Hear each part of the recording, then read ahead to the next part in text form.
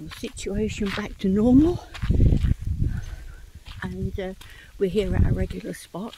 And one thing I want to stress here is that rather than telling other people they're getting it wrong or trying to educate them in a direct way, what I do down here just happened. I couldn't really film at the same time because people were coming.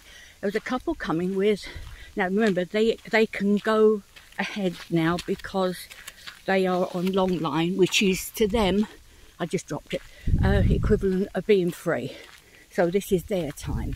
I remember, I don't take them anywhere where I cannot give them 95% of my attention.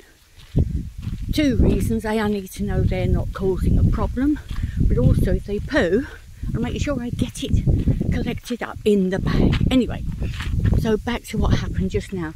Couple, I say elderly, it's always difficult for me to say that because, you know, I'm the same. But anyway, what happened was they were coming along with their dog and it was on an extended lead, one of those wire cutters or cheese cutters.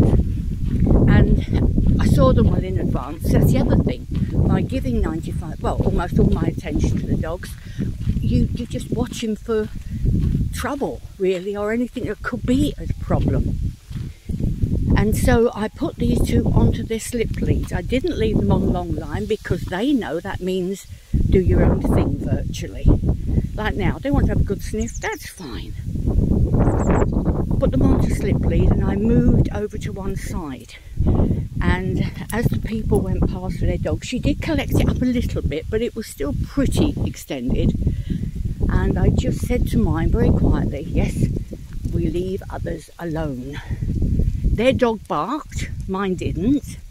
Their dog was on its back legs, legs in the air, front legs in the air, and I just smiled, said good morning and put my attention back to my dogs.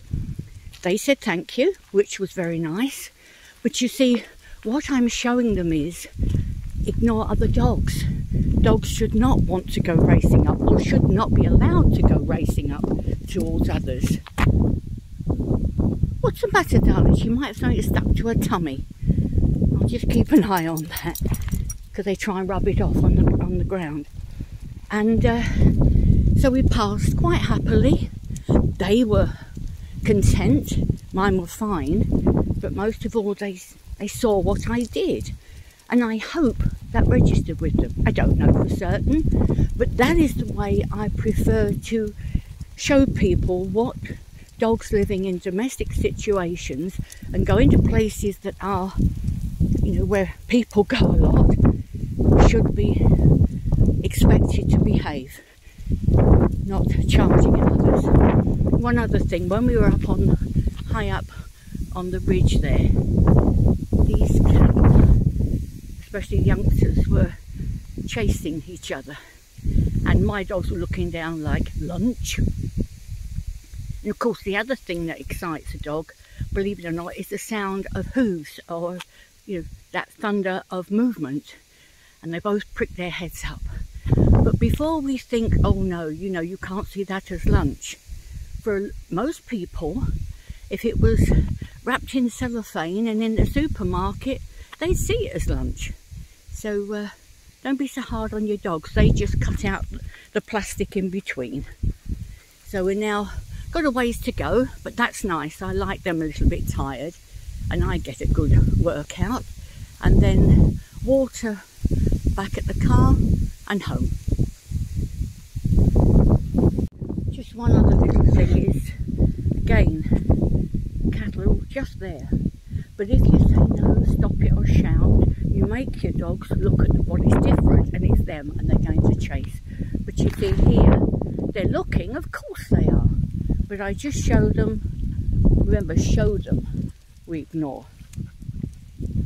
And the only reason I'm sort of saying anything now is because I'm talking to you. When I'm just with them, I say nothing. I just lead by example. No dogs ahead, good. I must admit I do like it when there's no dogs up front. Not because I don't like other dogs, but it makes life nice for us. They can really have an extended lead that much longer.